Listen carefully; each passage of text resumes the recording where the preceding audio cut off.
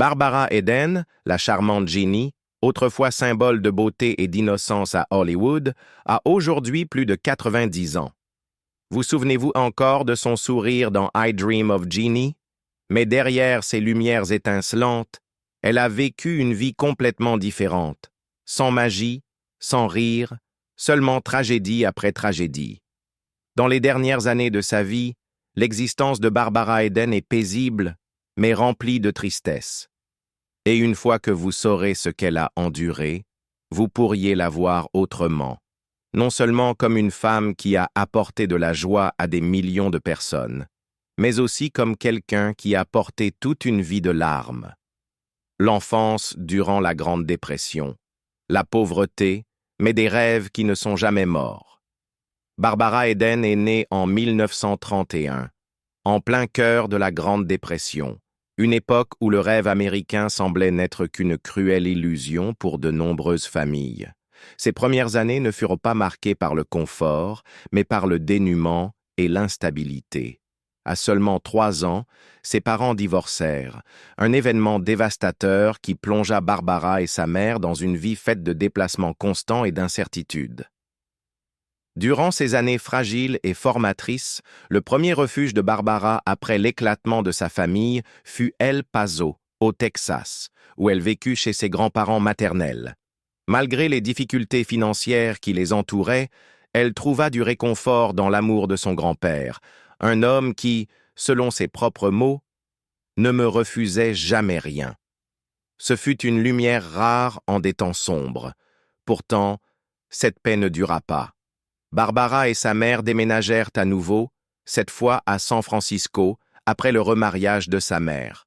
San Francisco, avec ses matins brumeux et ses rues animées, devint la ville qu'elle appellerait toujours son foyer. Mais la vie y était tout aussi difficile. Son beau-père, Harrison Connor Huffman, travaillait comme monteur de lignes téléphoniques, un emploi stable, mais insuffisant pour mettre la famille à l'abri de la pauvreté.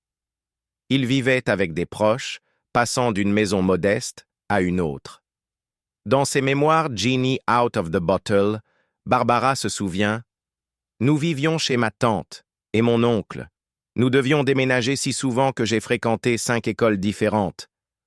Nous ne restions jamais longtemps dans une maison. Pourtant, ce que sa famille n'avait pas en argent, elle le possédait en esprit.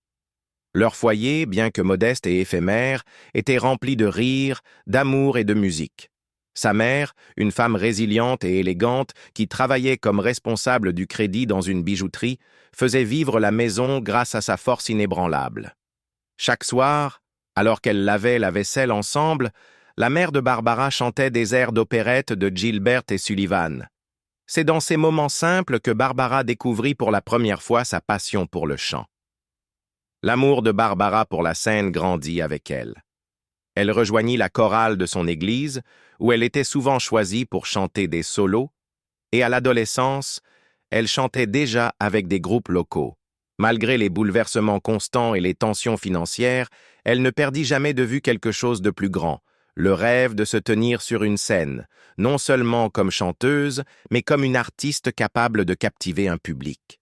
À 16 ans, elle commença à étudier le chant avec Paulina Giovannini au Conservatoire de musique de San Francisco et le théâtre à l'école Elizabeth Holloway. Ce furent des débuts modestes, mais ils allaient poser les fondations de sa future célébrité. En 1951, Barbara fit un pas audacieux pour affronter sa timidité. Sur les conseils de son professeur de théâtre, elle participa au concours de Miss San Francisco. « J'étais douloureusement timide, admit-elle. Mon professeur m'a dit que si je pouvais me tenir en maillot de bain devant des inconnus, je pourrais faire face à n'importe quoi sur scène. L'expérience fut transformatrice. Bien qu'elle fût d'abord gênée, elle remporta le concours, une victoire inattendue qui marqua un tournant. À cet instant, couronne en main, elle comprit que même une fille pauvre, issue d'un passé nomade, pouvait accomplir quelque chose d'extraordinaire. Remporter le titre de Miss San Francisco n'était pas qu'une simple distinction, c'était son billet pour rêver plus grand. Cela ouvrit des portes à des auditions, à des contacts dans le monde du spectacle, et la mena finalement à Hollywood, le lieu où elle espérait que la magie en laquelle elle croyait enfant deviendrait réalité. Mais Barbara était loin de se douter qu'Hollywood, tout en promettant la célébrité, exigerait aussi des sacrifices. La jeune fille qui chantait autrefois avec sa mère dans une petite cuisine allait devoir affronter des épreuves bien plus grandes que la pauvreté, des défis qui mettraient à l'épreuve non seulement son talent, mais aussi sa force, ses valeurs et son cœur. Hollywood, un paradis de gloire et d'humiliation. Lorsque Barbara Eden arriva à Hollywood, elle portait en elle tous les rêves purs d'une jeune femme ayant grandi dans l'adversité.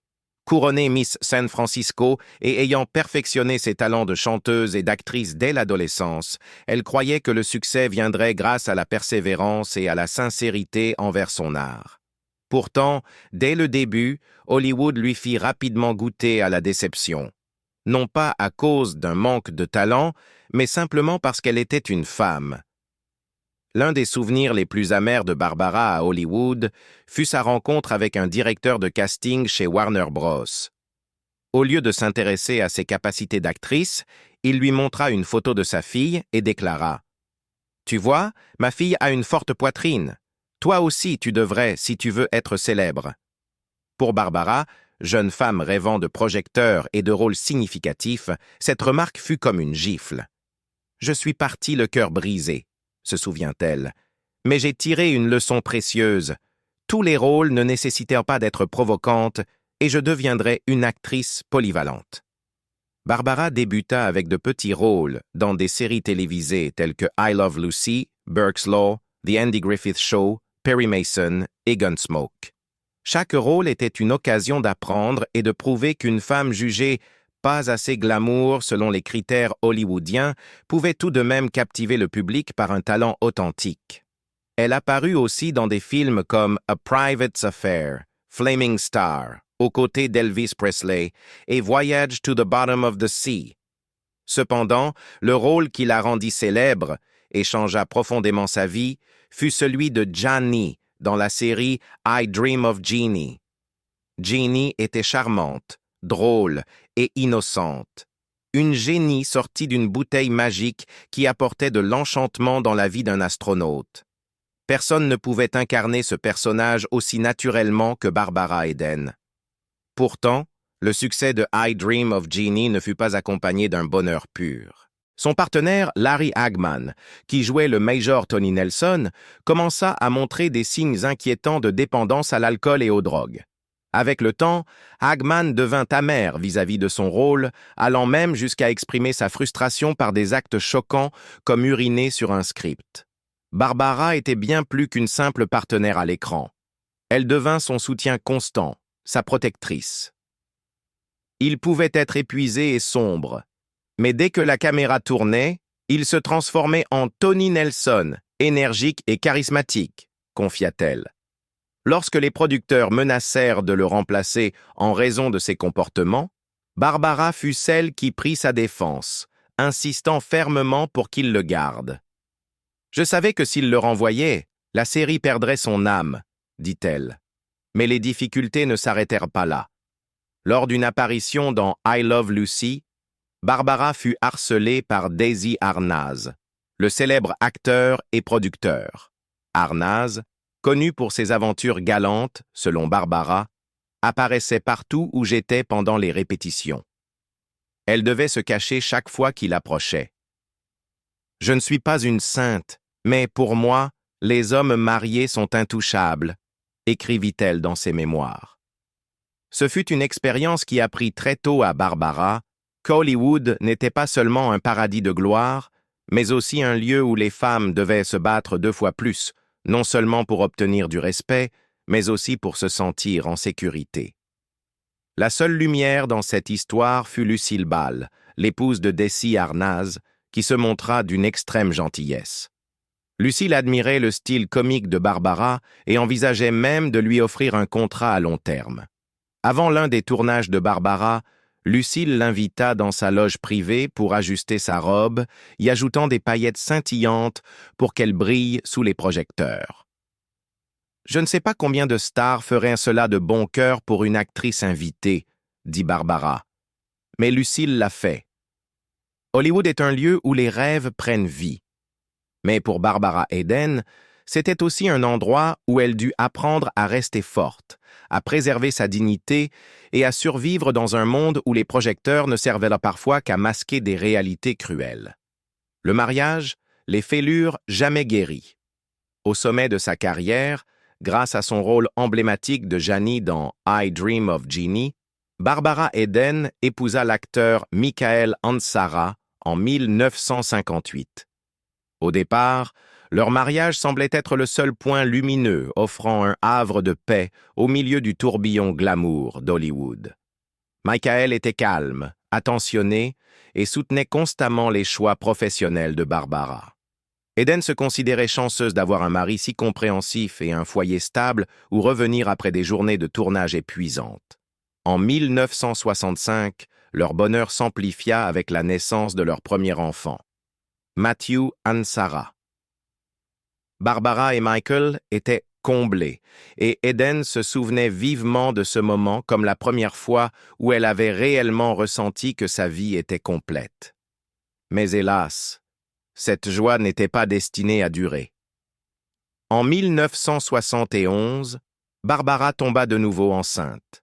Elle et Michael attendaient avec impatience ce nouvel enfant, enthousiastes à l'idée d'agrandir leur petite famille.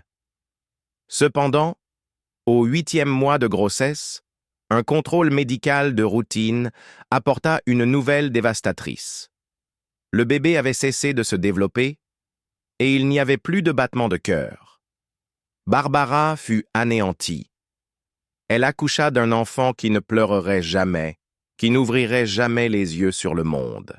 De retour chez elle, Barbara tenta de se plonger dans le travail, cherchant désespérément à fuir une réalité trop cruelle.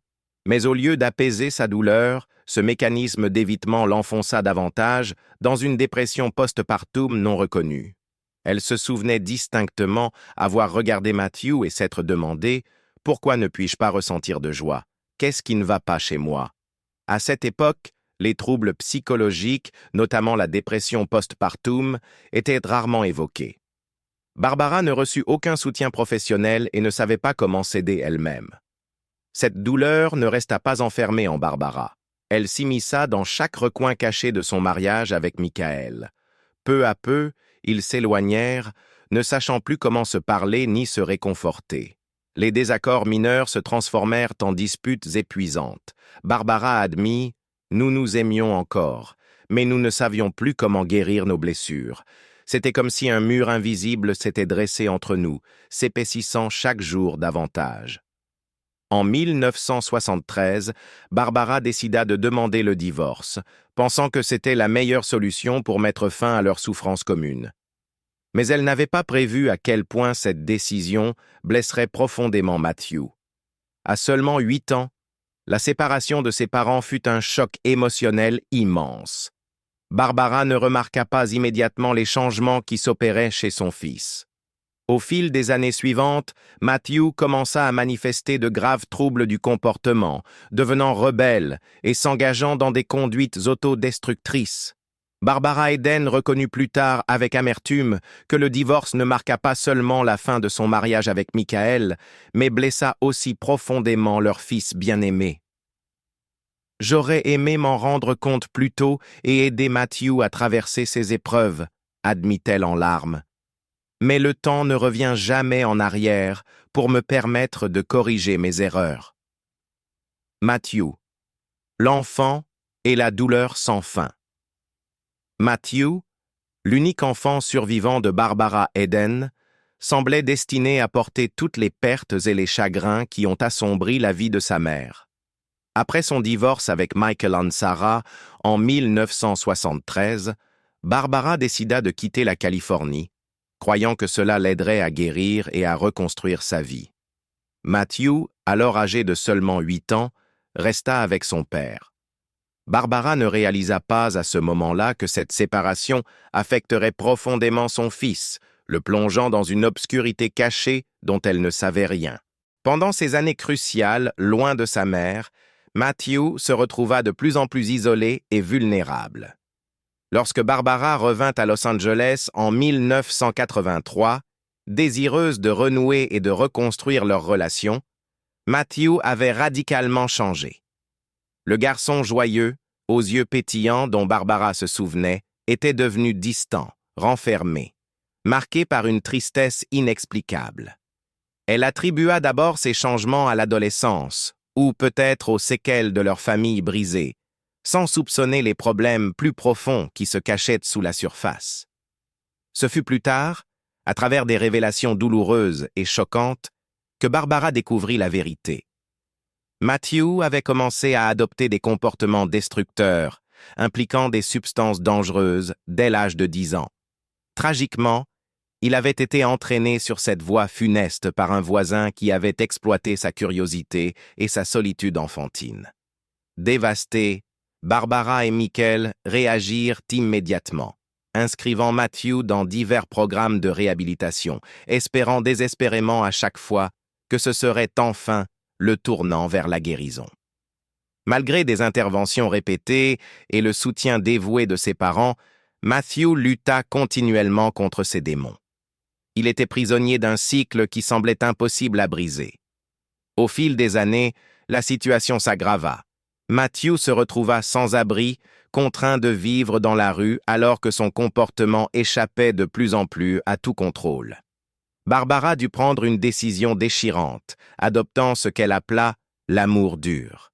Elle confronta directement Matthew, posant des conditions strictes. « Si tu continues ainsi, tu ne peux plus vivre ici avec moi. » Son cœur se brisa en regardant son fils bien-aimé partir, sachant qu'elle l'envoyait dans un monde incertain et effrayant, rempli d'angoisse constante et de peur pour sa sécurité. Il y eut des instants fugitifs d'espoir au milieu du chagrin. Matthew, faisant preuve d'une immense détermination, parvint à reprendre le contrôle de sa vie pendant des périodes significatives. Il se consacra à la santé et au sport, canalisant son énergie de manière positive et commençant à reconstruire des liens avec sa famille et ses amis. Barbara s'autorisa alors un optimisme prudent, rêvant de nouveau à un avenir radieux pour son fils. Mais la tragédie frappa de nouveau en 2001, dévastant Barbara Eden de façon irréparable. Alors que Matthew semblait enfin stabilisé, prêt à se marier, et ayant trouvé un véritable bonheur, il perdit tragiquement la vie à cause d'une unique rechute impliquant une substance nocive. Cette perte soudaine anéantit Barbara, effaçant chaque lueur d'espoir qu'elle avait osé nourrir. « Rien ne peut se comparer à la douleur de perdre un enfant », exprima Barbara plus tard avec une peine insupportable. « Même s'il avait 35 ans, il restait mon enfant, mon bébé. » La vieillesse. Que reste-t-il? Barbara Eden, autrefois icône emblématique de beauté et de talent à Hollywood, vit aujourd'hui à 92 ans, dans la quiétude, entourée de tranquillité. Le passé éclatant mais tourmenté s'est peu à peu estompé dans les souvenirs, mais les cicatrices et les pertes demeurent, discrètement tissées dans sa vie quotidienne. En 1986, Barbara connut l'une des plus grandes douleurs de sa vie, la perte de sa mère, Alice Huffman.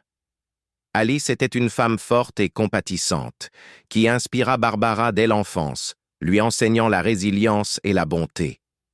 À l'insu de Barbara, Alice luttait silencieusement contre un cancer du poumon, dissimulant délibérément sa maladie pour épargner à sa fille l'angoisse et le chagrin. Ce n'est que lorsque sa santé se dégrada de façon dramatique que Barbara comprit qu'elle était sur le point de perdre son ancre émotionnelle la plus profonde. « Ma mère était incroyablement forte et m'a toujours appris à être résiliente. La perdre, ce fut comme perdre une partie de mon cœur », se souvient Barbara avec émotion. La vie sentimentale de Barbara, après son premier mariage avec Michael Ansara, traversa également des épreuves importantes. Son second mari, Chuck Fegert, semblait au départ offrir un nouvel espoir lorsqu'ils se marièrent en 1977. Cadre prospère dans la publicité, Chuck révéla rapidement une face sombre, marquée par l'alcoolisme et des comportements de plus en plus abusifs. Barbara endura menaces, disputes constantes et accès de rage incontrôlés. En 1983, Barbara ne supporta plus ce tourment et trouva le courage de fuir cette relation toxique. Ce fut un chapitre amer, mais Barbara savait qu'elle devait reprendre possession de sa vie et de sa santé émotionnelle. Après avoir subi tant de traumatismes émotionnels, Barbara eut la chance de rencontrer Jon Eichholz, un architecte calme, attentionné et compréhensif. Ils se marièrent en 1991, et Jon devint le soutien indéfectible dont Barbara avait désespérément besoin, restant à ses côtés durant les décennies suivantes. « Jon est le plus beau cadeau de ma vie », confia Barbara. « Il ne m'aime pas seulement profondément, il a toujours fait preuve de patience et de compassion envers mes blessures passées. » Le soutien constant de Jon ramena peu à peu le bonheur dans la vie de Barbara, même s'il ne pouvait effacer totalement les douloureux souvenirs qu'elle portait. À 92 ans, Barbara n'apparaît plus au cinéma et s'est retirée complètement des projecteurs scintillants mais exigeants d'Hollywood. Parfois, elle assiste à des événements caritatifs ou à des cérémonies commémoratives, toujours accueillies avec chaleur et respect par les admirateurs qui la chérissent encore. Cependant, elle passe la plupart de son temps en privé, dans sa paisible maison de Beverly Hills, auprès de son mari aimant et de leur petit chien affectueux, Bentley, un compagnon fidèle qui adoucit la solitude que la vieillesse apporte souvent. Pourtant, même dans cette stabilité et cette sérénité actuelle, Barbara vit chaque jour avec une profonde réflexion et une immense nostalgie, surtout pour Matthew, son fils unique, tragiquement décédé en 2001. « J'ai de l'amour, des amis merveilleux, mais pas un jour ne passe sans que je ne pense à Matthew », exprima Barbara avec une grande émotion. Perdre Matthew reste son plus grand chagrin, une blessure qui ne pourra jamais complètement guérir. Barbara Eden, la femme qui a autrefois captivé le monde par sa beauté et son sourire éclatant, vit aujourd'hui simplement au milieu de souvenirs mêlés de joie et de tristesse. La célébrité ne l'attire plus. Les distinctions n'ont plus d'importance. Barbara chérit désormais les rares moments de paix et la riche tapisserie de souvenirs qui lui rappellent une vie pleinement vécue, malgré les épreuves et les peines. Barbara Eden, une icône de magie à l'écran, a vécu une vie marquée par l'ombre, de la pauvreté à la perte profonde, jusqu'à la mort de son enfant, et pourtant elle endure, toujours souriante. Quelle pensez-vous être la plus grande douleur de sa vie? Partagez vos pensées. Et souvenez-vous, derrière les rires à l'écran, il y a parfois des larmes que personne ne voit.